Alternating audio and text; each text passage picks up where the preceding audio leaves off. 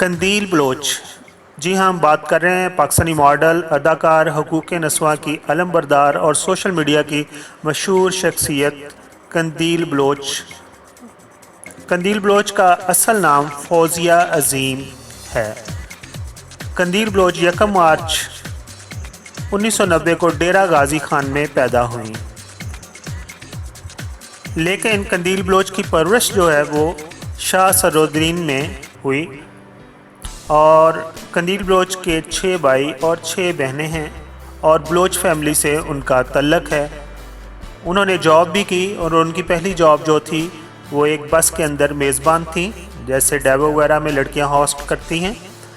ابھی ہم ان کے فنی کیریئر کا دیکھتے ہیں کہ انہوں نے کہاں سے آغاز کیا۔ قندیل بلوچ کی شہرت کا اگر دار و مدار جو تھا وہ سوشل میڈیا پر ان کے مراسلے تھے، جن میں تصاویر، ویڈیوز اور تبصرے شامل ہوا کرتے تھے۔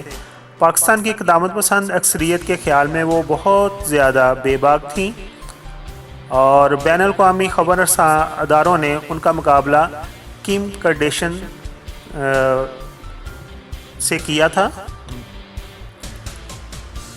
جون 2016 میں قندیل کی ملاقات ایک بزرگ مذہبی عالمی مفتی عبدالقوی سے ایک ہوٹل میں ہوئی، اور ملاقات کا مقصد دین کے بارے میں معلومات کا حصول تھا۔ تاہم اس ملاقات سے سوشل میڈیا پر ہنگامہ کھڑا ہو گیا، اور ان کی تصاویر انتہائی تیزی سے پھیلنے لگیں۔ ان تصاویر میں قندیل بلوچ نے مفتی عبدالقوی کی ٹوپی پہنی ہوئی تھی۔ نیز اس ملاقات کے نتیجے میں مفتی عبدالقوی کو پاکستانی مذہبی کمیٹیوں میں اپنے عہدے سے ہٹا دیا۔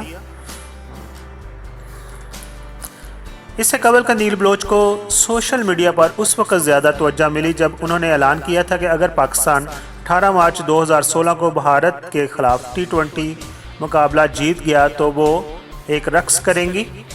کیسا رقص کریں گی یہ میں بتانا نہیں چاہتا، اور یہ رقص انہوں نے شاہد فریدی کے نام کیا ہوا تھا، اور ان کی یہ خبر سوشل میڈیا پر جنگل کی آگ کی مانند پھیل گئی، مگر پاکستان اس مقابلے میں ناکام رہا۔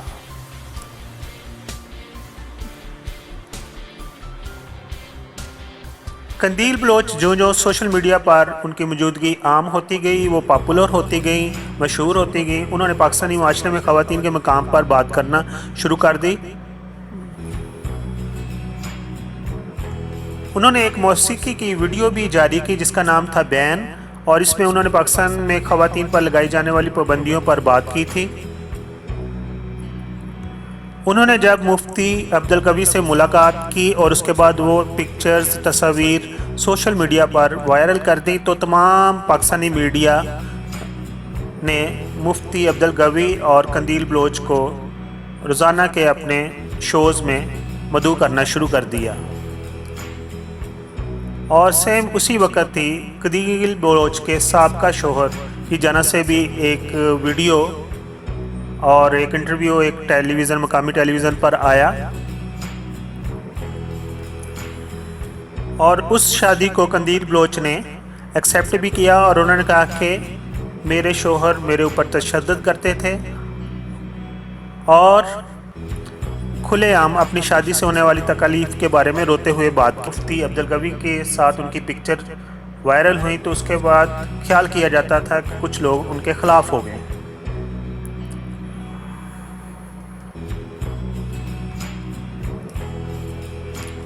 پولیس نے ان کو کوئی مدد فراہم نہیں کی۔ انہوں نے کہا کہ آنے والی عید الفطر کے بعد وہ پاکستان سے باہر منتقل ہو جائیں گی کیونکہ ان کی جان کو خطرہ ہے۔ ابھی بات ہم کرتے ہیں قندیل بلوچ کی ذاتی زندگی کے بارے میں۔ قندیل بلوچ کی شادی عاشق حسین سے 2008 میں ہوئی، اور دونوں کا ایک بیٹا بھی ہے۔ قندیل بلوچ نے 1 سال بعد اپنے شوہر سے علیحدگی اختیار کر لی، اور ان کا کہنا تھا کہ ان کا شوہر ان پر تشدد کرتا ہے۔ قندیل بلوچ کی دوسری شادی کے بارے میں بھی اطلاعات آتی رہیں، لیکن اس کے بارے میں کوئی جامع خبر نہ مل سکی۔ 15 جولائی 2016 کو قندیل بلوچ کو ان کے بھائی وسیم نے نشہ آور دوا دے کر گلا گھونٹ کر قتل کر دیا۔ قتل کی یہ واردات ملتان میں قندیل بلوچ کے والدین کے گھر ہوئی، اور قتل کی اطلاع سب سے پہلے ان کے والد عظیم نے دی۔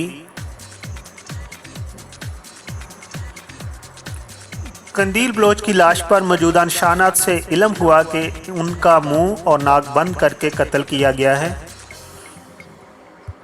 कंदील बलोच के कत्ल पर उसके वालिद ने कहा था कि मेरी बेटी बहादुर थी और मैं इस बेईमाना कत्ल को ना भूलूंगा और ना ही माफ़ करूंगा।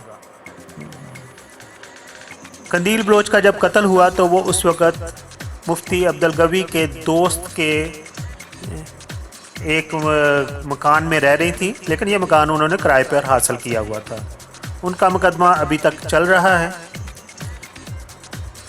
कंदील बलोच के कत्ल की मीडिया की मशहूर शख्सियात और आम लोगों ने दुनिया भर से मजम्मत की, जिनमें इमरान खान, बिलावल भुट्टो जरदारी, शर्मिला फरूकी, रिहाम खान, सनम बलोच, उस्मान खालिद भट्ट, मीशा शफी, नादिया सैन और अली जफर शख्सियात शामिल हैं।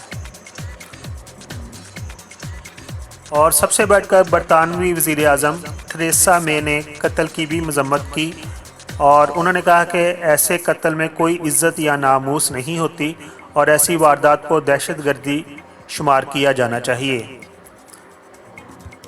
और कहते हैं कि मरने वाले को हमेशा अच्छे लफ्ज़ों से ही याद करना चाहिए और उसकी मग़फ़िरत के लिए दुआ करनी चाहिए, और जिस किसी ने भी उनको कत्ल किया है तो उसको सज़ा मिलनी चाहिए। जैसा कि आपको मालूम है कि जो हमारे लेजेंड, सियासतदान, फ़नकार, अदाकार और जो भी जिन्होंने वतन की खिदमत की है उनके बारे में कोई जामिया मालूमात इंटरनेट पर मौजूद नहीं है। तो मेरी कोशिश है कि सबको इकट्ठा करके एक वीडियो की शक्ल में आपके सामने पेश किया जाए। और अगर आपको ये मेरी काविश पसंद आई हो तो प्लीज़ मेरे चैनल को सपोर्ट कीजिए और इसको सब्सक्राइब कीजिए। Thank you so much.